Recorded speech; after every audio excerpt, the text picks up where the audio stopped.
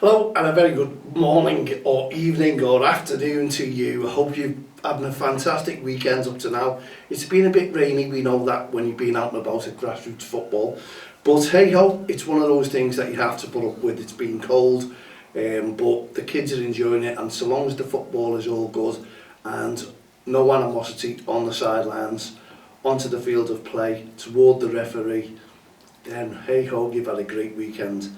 We do know there's been one or two incidents, nothing to write home about, but at least the local county FAs are dealing with them, and it's the way it should be. But there shouldn't be any incidents by now, should there? Should go out there and just support your children or support other children. If you're a spectator, just go out there and start talking and enjoying and meeting friends and just talking about how much you enjoyed the football match that the kids put on.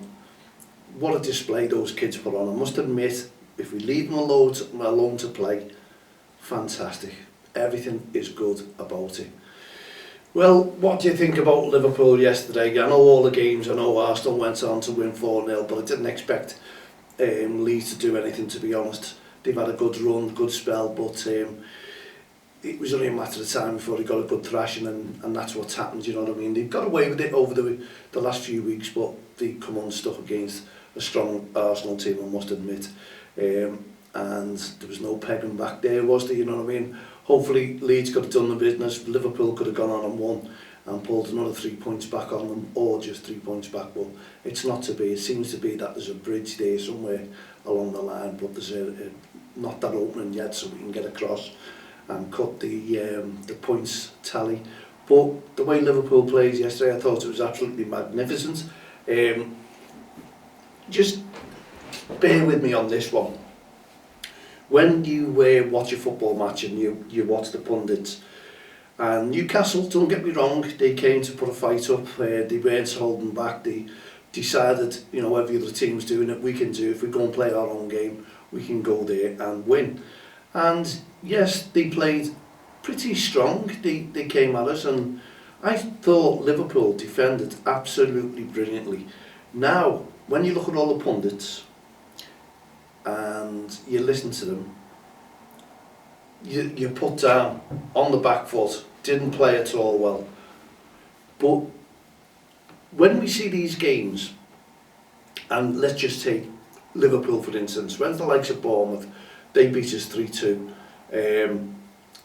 Now, these games, when you look at them and listen to the pundits and the commentators on the games, if the likes of Bournemouth and Leeds had the backs to the wall and say Liverpool were throwing everything at them and they couldn't just get that goal,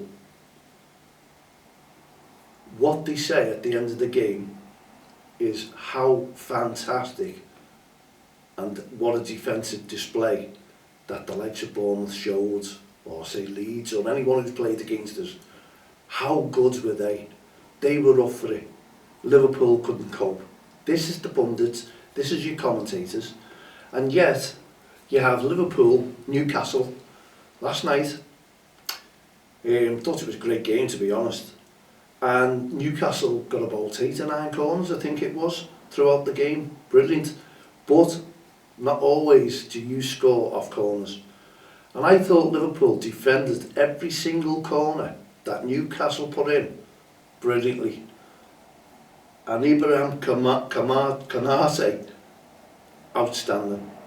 Outstanding. What he's been through, losing his father, and then coming back and playing that game that he did and even scoring a goal was absolutely tremendous. Now, to be honest, I can't remember the lady commentator on TNT Sports to give the man of the match to Wirtz. I thought she was a million miles away. Konate faced every single corner there, and everything, every header, challenges, was just out of this world. And I think every Liverpool fan, and even outsiders, would agree with me, he was outstanding in that game. It's been a while since he performed like that, and he just did. And hopefully it's a comeback trail for him, and he just gets on with it. He wants to stay at Liverpool, and they offer him a new contract. And maybe that's why it's been quiet, and there's no centre-back coming in. because on that form, we don't need a centre-back. You know, up-and-coming kids, we've got them, they're going to do the job, I suppose, in the future. But hands up anyone who agrees with me that Canate was not man of the match. I think even Bates was embarrassed to get that as well. But if that had been me, I'd have gone, do you know what, you're my man of the match. Absolutely fantastic.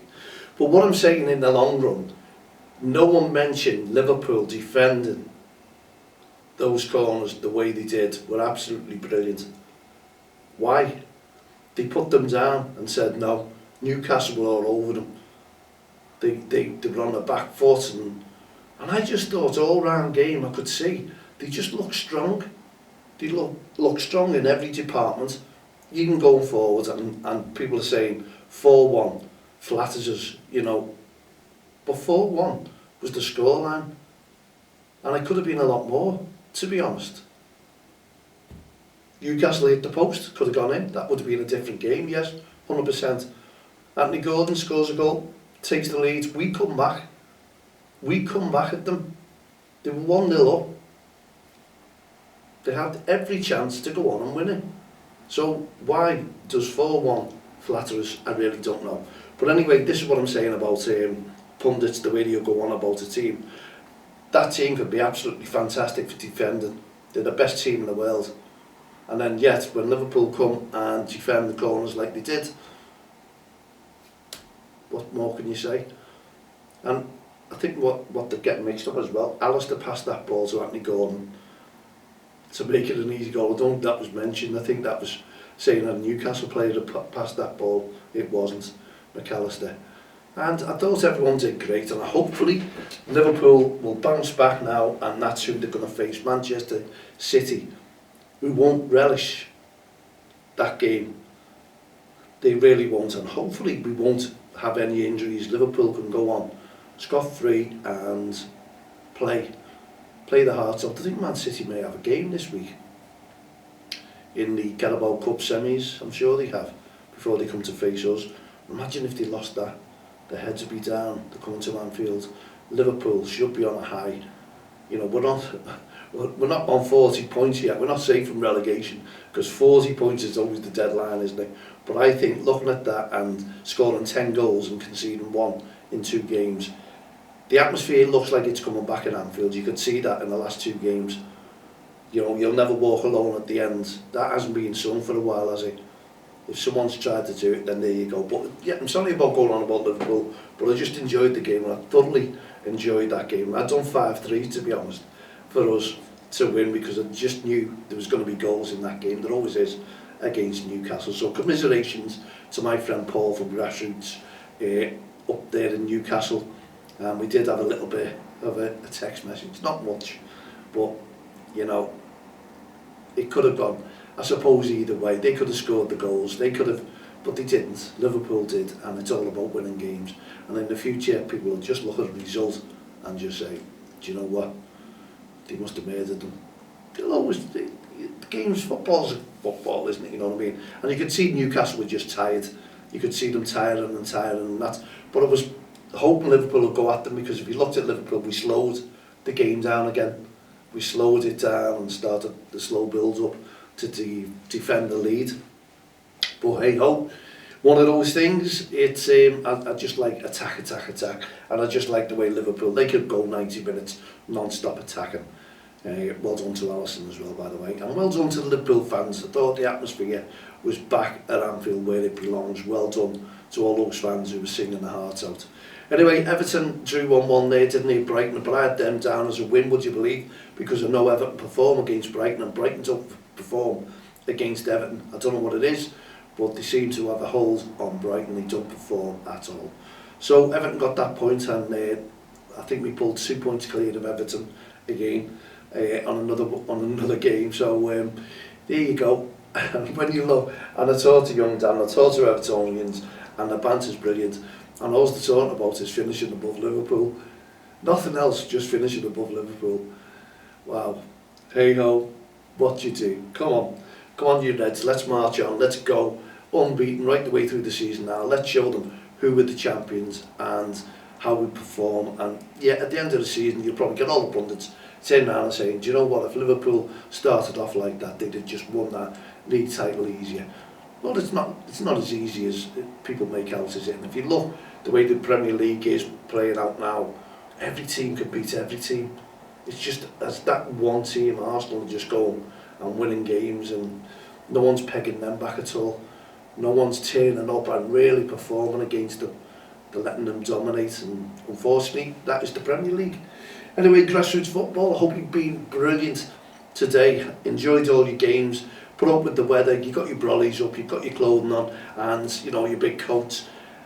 And keep them warm, because that's what you need to do, because I still can't shrug this cold off. I don't know about you or anyone else, but I thought it was going, but it seemed to come back again. And I think I've had it just over 5 days now, and it's strong, but hey ho. And I want to thank my friend Colin Hunt. Honestly, he's brilliant. What a mate he is, you know, he's there when you want him all the time. And thank you for the work that you helped me out with yesterday. Brilliant, things are getting done, and I'm off to Curry's a little bit later on, would you believe, because the equipment I'm finally on its way. Yes, so we're getting there, things are looking up. Can't wait honestly, to show you the finished product when we've done it. But looking forward to, well, not next week, because I've got a lot of hours in work as well, and that's put me behind a little bit, you know. So what we want you to do now is get your pens and paper out, and I want you to put down about the REFspect awareness weekends on the 12th, 18th and 25th of April. Weeks are flying, time's flying. We need your support. You need to get you behind it. All your teams, all your clubs, all your players, talk about it and start looking after your referees. You know, at the end of the day, referees can make mistakes. They're only learning, they're only developing, and the majority of them are kids. They're still at school, so remember that, please, because safeguarding incidents, yes, tells you everything, doesn't it? Safeguarding.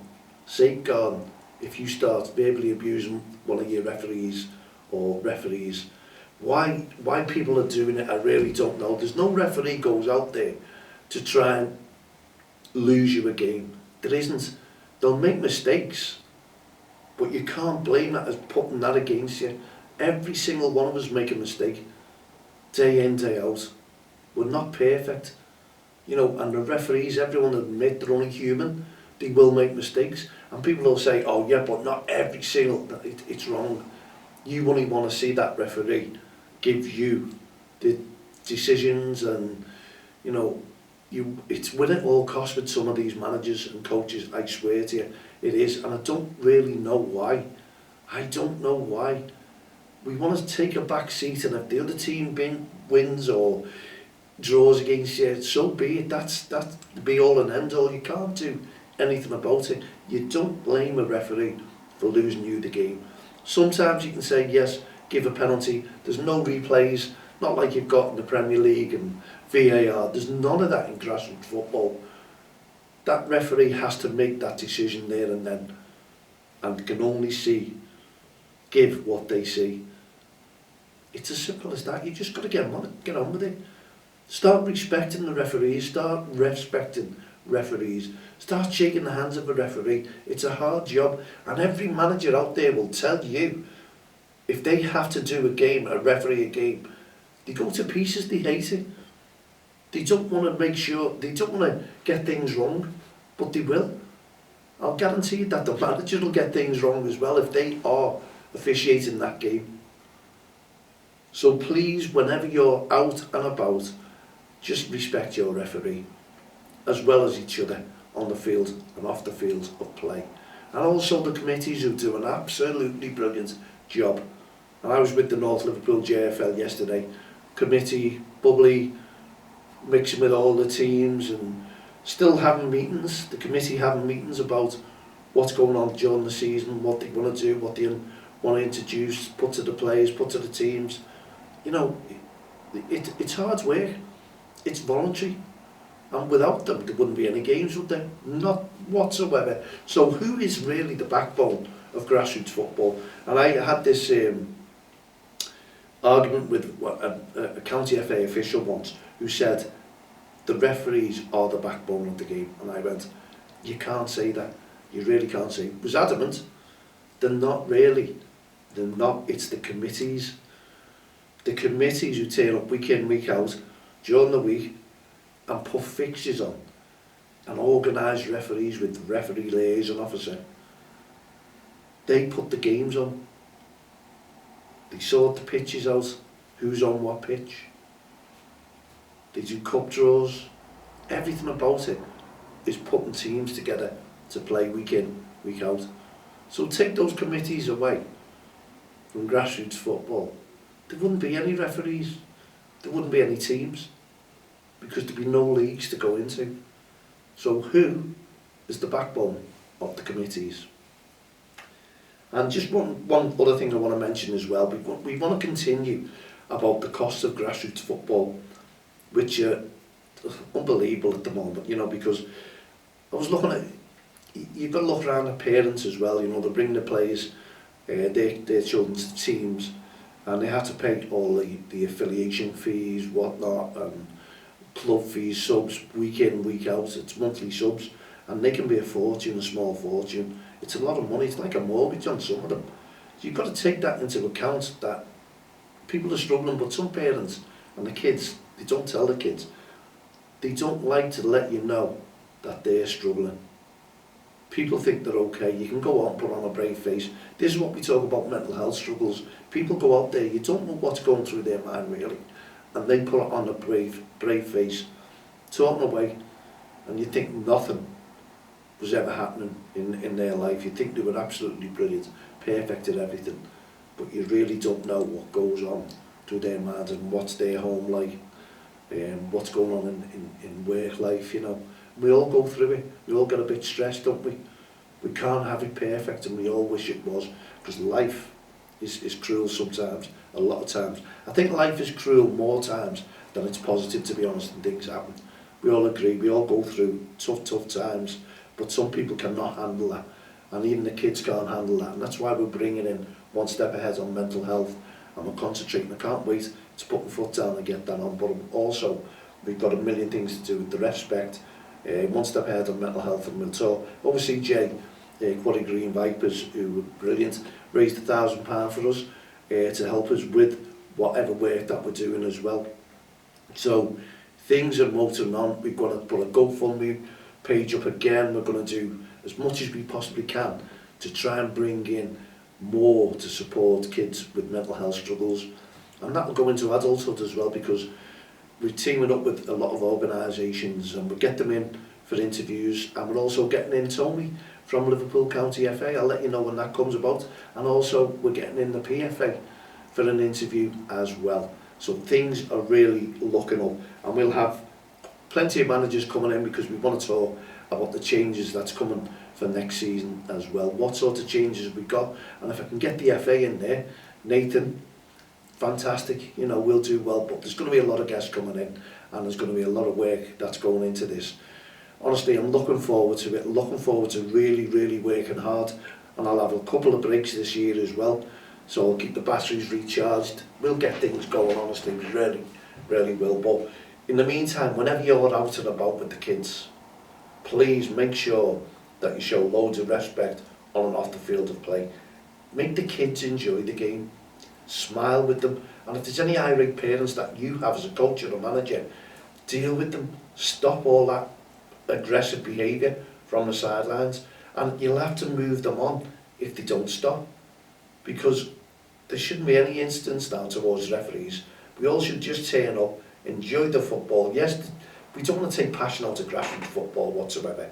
We've just been talking about the Premier League. You can see the fans, they all love it when the team wins. It's probably the same as in grassroots football, and it's all the Northwest. They really are keen, and we talk about these silent weekends that don't work in the Northwest, because people like to shout, scream and show passion. There's the majority not have a go at the referee. There's some, that's only a minority, so we can deal with them, no problem whatsoever. We can all deal with them, and we can all make a difference and stop that. We can all do that. We can all play our part and do something, and that's what our motto is going to be for the REFspect. Let's all play our part when it comes to good touchline behaviour on and off the field of play. Thank you so much, dear mate, thank you so much for tuning into the Grassroots Show this weekend. Enjoyed your company, hope you've enjoyed the shows, and if you've got anything to add, maladon'txtheline.com. Get involved with us. It's all about grassroots football. We're not-for-profit organisations. It's a CIC, a community interest company, and we're there to be part of the community and support the community, and that's all we do. My work job is a support worker. That's tough in itself, but when we come here, it's all voluntary. We're doing things to make a difference, and we want to make things grow and bring the communities, especially the football communities, together. And with your help, we can. Don't forget to note out the dates in your diaries, write them down and put them in there, and let us know what you can do with our REFspect plan. We'll give you more info on that next Friday, because young Dan hopefully should be back, and we'll have a nice conflab of changes, and hopefully we'll be back on Spotify next week. In the meantime, put your feet up, relax, enjoy the week ahead, don't work too hard. We'll see you on Friday. From myself, Mal Lee, and all the team here at the Grassroots Show, Don't Cross the Line, REFspect programme, Heart of Gold Initiative, No Ref, No Game, and one step ahead on mental health. We'll see you next Friday. Have a great week. Cheerio for now.